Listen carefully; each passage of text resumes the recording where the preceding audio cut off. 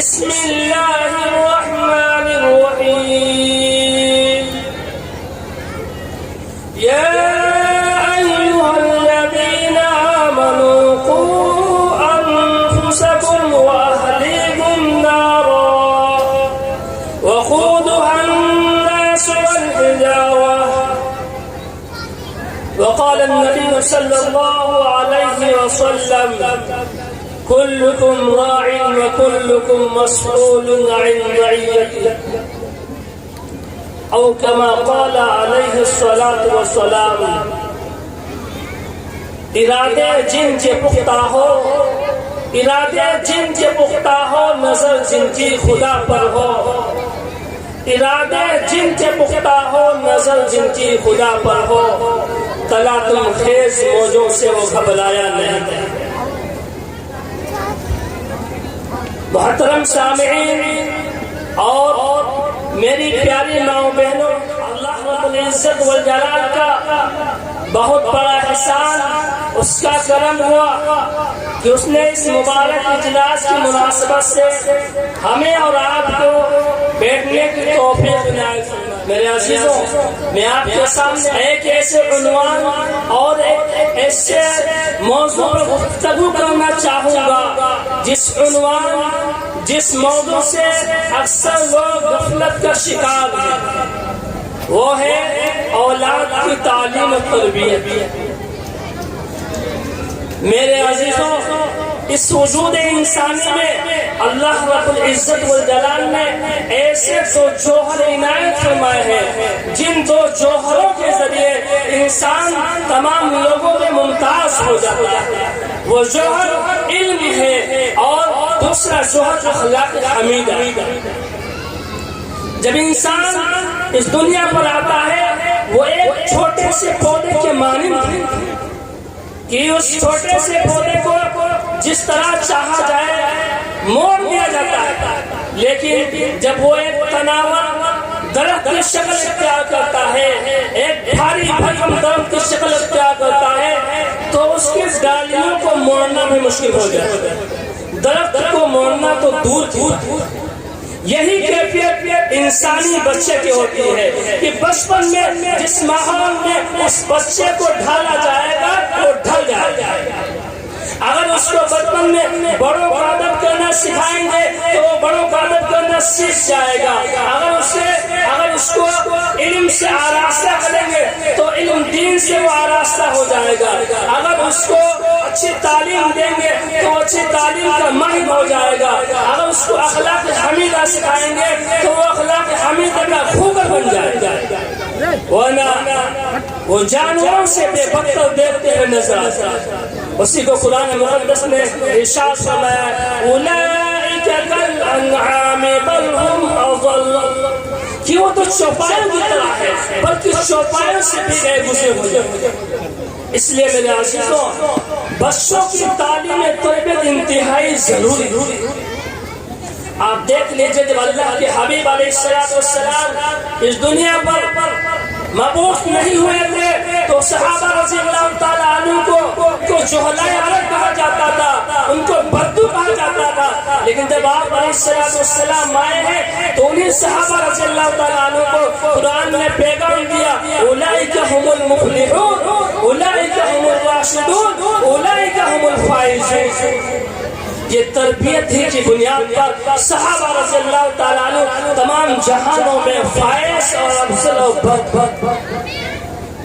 تو میرے عزیزوں، تربیت انتہائی ضروری ہے۔ یہ سمجھ لیجیے کہ جس طرح سے ایک مکان، ایک بلڈنگ، ایک تعمیر، اگر اس کی پہلی اینٹ ٹیڑھی رکھی جائے تو پوری کی پوری بلڈنگ تعمیر صحیح برقرار نہیں رہ سکتی۔ اسی طریقے سے اگر آپ نے بچے کی صحیح تربیت نہیں کی جو ہے تو باپ میں پریشانی لاحق۔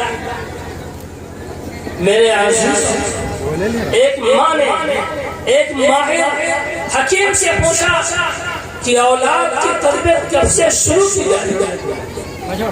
تو انہوں نے پوچھا کہ بتلاؤ پیدائش میں کتنے دن باقی؟ تو اس ماں نے کہا کہ اب پیدائش کے بارے میں پوچھتے ہیں، وہ تو 6 سال کا ہوگا۔ تو حکیم کہتے ہیں کہ آپ یہاں کھڑے کیا بناتے ہیں، فوراً جائیے اور اس بچے کی تعلیم و تربیت شروع کیجیے۔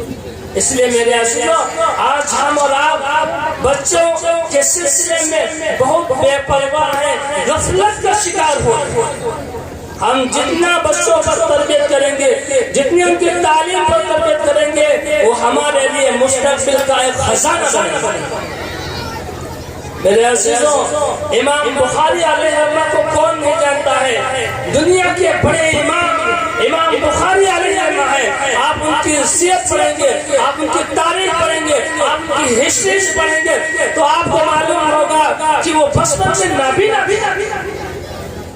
ان کی امی جان بہت پریشان تھی، بہت اللہ سے دعائیں کرتی تھی، اللہ سے نا امید نہیں ہوئی، مسلسل جد و جہد کرتی رہی، اللہ سے فریاد کرتی رہی۔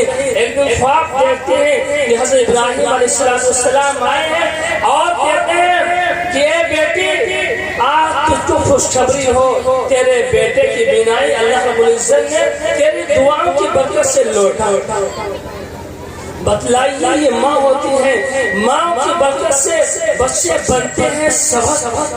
اور پھر آپ دیکھیے کہ وہ اتنی ذخیر، اتنی بڑی کتاب لکھتے ہیں جس کو کل کتاب بعد کتاب اللہ، یعنی کتاب اللہ کے بعد سب سے صحیح ترین کتاب بخاری کہی جاتی ہے۔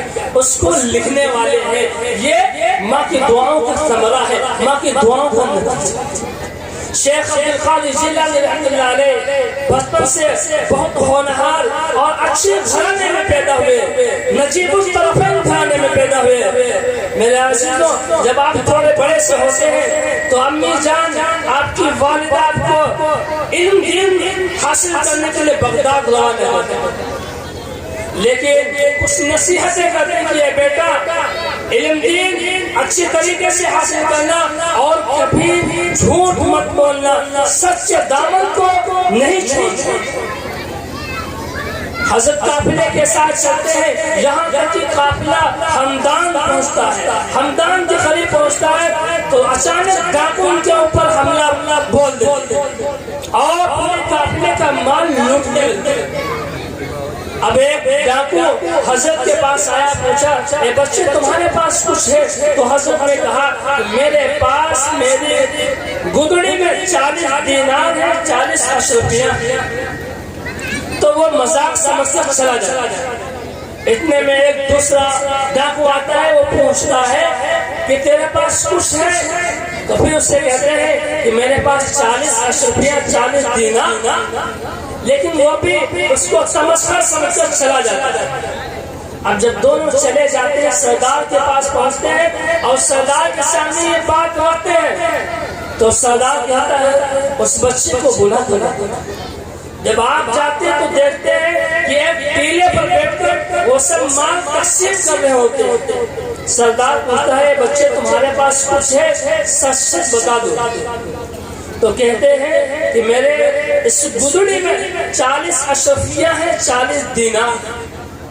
تو سردار کہتا ہے بچے آپ جانتے ہو ہم لوگ ڈاکو ہیں، ہم لوگ لوگوں کے مال کو لوٹ لیتے ہیں، ضبط کر لیتے ہیں، ان کو مارتے ہیں، تم نے اپنے اس راز کو کیوں نہیں چھپایا؟ تو حضرت نے ارشاد فرمایا کہ میں اس چھوٹے سے مال کی وجہ سے کیوں چھپاتا؟ میری والدہ نے مجھے حصول علم کے وقت یہ نصیحت کی تھی، بیٹا کبھی سچائی کی دامن کو نہ چھوڑنا، ہمیشہ سچ بولنا۔ اس لیے میں اپنے ماں کے عہد کو کیسے آج میرے عزیزو ہم سب غور و فکر کریں کہ ہماری زندگیوں میں کتنا جھوٹ ہے، کتنا دھوکہ دھڑی ہے، کتنا جو فریب ہے۔ ایک معصوم ایک ننھے سے بچے ہیں لیکن وہ بھی جھوٹ نہیں بولتے، سچائی کے دامن کو پکڑے۔ آپ کی بات کا اس سردار پر اتنا اثر ہوا کہ وہ فوراً جو ہے رونے لگا اور کہا کہ جب آپ نے اپنی ماں کے عہد کو نہیں توڑا ہے اور آج تک میں نے اپنے رب کے عہد کو توڑنا ہوا چلا رہا، آج سے میں توبہ کرتا ہوں اور کبھی لوٹ مار نہیں کروں گا۔ میرے عزیزوں وہ توبہ کرتا ہے، لیکن اس کے ساتھ ساتھ جتنے اپنے اس کے دوست ہوتے ہیں وہ سب کے سب توبہ کرتے ہیں۔ وہ کہتے ہیں رہزنی میں آپ ہمارے سردار تھے، اب توبہ کرنے میں ہمارے سردار۔ اس لیے میرے عزیزوں ان واقعات کو بیان کرنے کا نتیجہ یہی ہے کہ ہم سب جو ہے اپنے اولادوں کی صحیح تربیت کرنے والے۔ اس مجلس میں بہت سے بڑے بڑے بیٹھے ہوں گے، بہت سے امی جان بیٹھے ہوں گے، بہت سے والدین بیٹھے ہوں گے جو ہے وہ اپنے بیٹوں کی صحیح تربیت شروع کرے۔ میرے عزیزوں حضرت یعقوب علیہ السلام ایک نبی ہے، لیکن جب وہ وفات پاتے ہیں تو کسی دنیا کی چیزوں کے بارے میں نہیں کہتے۔ اذ قال لبنيه ما تعبدون من بعدي قالوا نعبد الهك واله ابائك ابراهيم واسماعيل واسحاق اله واحد۔ کہ ابو جان ہم آپ کے معبود تھے، آپ کے آبا و اجداد کے معبود تھے۔ آج کون ہے جو وفات پاتا ہے تو دنیاوی جھمیلوں کی بات کرتا ہے، کوئی جو ہے دین کی بات نہیں۔ اس لیے میرے عزیزوں ہم اپنے اولاد کی صحیح تربیت کریں، یہ ہمارے لیے آخرت کا ذریعہ بنیں گے۔ حدیث میں آتا ہے کہ جب انسان اس دنیا سے جاتا ہے تو اس کے سارے کے سارے اعمال بند ہو جاتے ہیں، صرف 3 اعمال اس کے لیے مرنے کے بعد بھی جاری رہے۔